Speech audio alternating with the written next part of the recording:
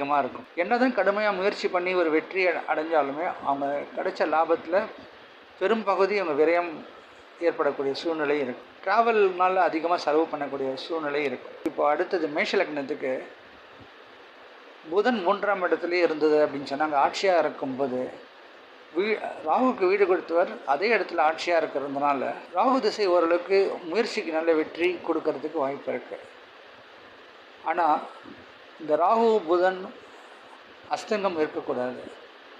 அப்படி நடந்ததுன்னா ராகு திசை நல்லாயிருக்கும், அங்கே புதன் அந்தளவுக்கு சப்போர்ட் பண்ண மாட்டார். பெரும்பாலும் புதன் கூட இருந்தால் சூரியனும் கூட இருப்பார். அப்படிப்பட்ட அமைப்பில் இது ஒரு சிலருக்கு கிரகண அமைப்பாக போய் ஒரு சில பிரச்சனைகளும் ஏற்பட சான்ஸ் இருக்குது. ஆனால் நான் பேசும்போது இது ஒரு வேளை அந்த இடத்துல தனித்த புதனாக இருந்தால் அங்கே புதன் சுபத்துவம் அடைஞ்சு ராகுவோடைய தசா காலம் ரொம்ப சிறப்பாக இருக்க சான்ஸ் இருக்குது. அந்த காலகட்டத்தில் இளைய சகோதர சகோதரிகளுக்கு ஆதாயம் ஏற்படும். இந்த லக்னக்காரர் மூலியமாக அவங்களுக்கு ஆதாயம் ஏற்பட சான்ஸ் இருக்குது. நிறைய ட்ராவல்லாம் இவங்க பண்ணுவாங்க. கலைத்துறையில் நிறைய முயற்சிக்கு வெற்றி கிடைக்க சான்சஸ் இருக்கும்.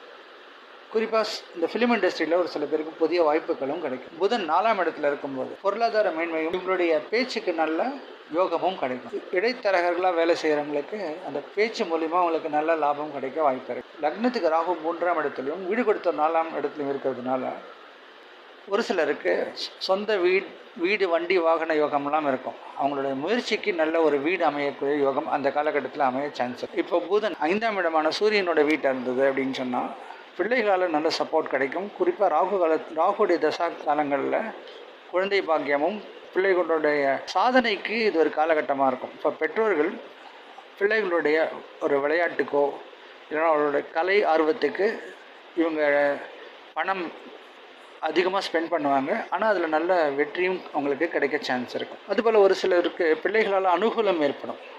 ஒரு சிலருக்கு பிரயாணம் கிடைக்கும். இப்போது இவங்க ரிட்டையர் ஆகிட்டே இருப்பாங்க, பசங்க வெளிநாட்டில் இருப்பாங்க. அந்த காலகட்டத்தில் பசங்களை சந்திக்கிறதுக்கு இவங்க ட்ராவல் பண்ணுவாங்க. தன்னுடைய பிள்ளைகளோட மகிழ்ச்சியான ஒரு காலகட்டத்தை ஸ்பெண்ட் பண்ணுறதுக்கான அமைப்பு கொடுத்துரும். ஏன்னா ராகுக்கு வீடு கொடுத்த புதன் 3ஆம் இடத்துல இருக்கிறாரு. லக்னாதிபதிக்கு ராகு 3ஆம் இடத்துல இருக்கிற இந்த அமைப்பை வச்சு பார்க்கும்போது இவங்களுக்கு நல்ல சிறப்பான யோகமே இருக்கும். இப்போ புதன் கன்னியில் உச்சம் அடையும் போது ராகு வீடு கொடுத்தவர் 4ஆம் இடத்துல உச்சம். ஸோ ராகுடைய தசா காலங்களில் சொந்த வண்டி வாகன சேர்க்கை எல்லாம் இருக்கும்.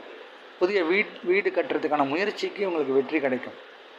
லோன் எடுத்து இவங்களால் ஒரு வீடு கட்ட முடியும். ஏன்னா லக்னாதிபதி மேஷ லக்னத்துக்கு 6ஆம் இடத்துல உங்கள் புதன் உச்சமாக இருக்கிறதுனால உங்களால் பேங்க்கில் லோன் எடுத்து ஒரு வீடு கட்ட முடியும். தான் வசிக்கக்கூடிய வீடு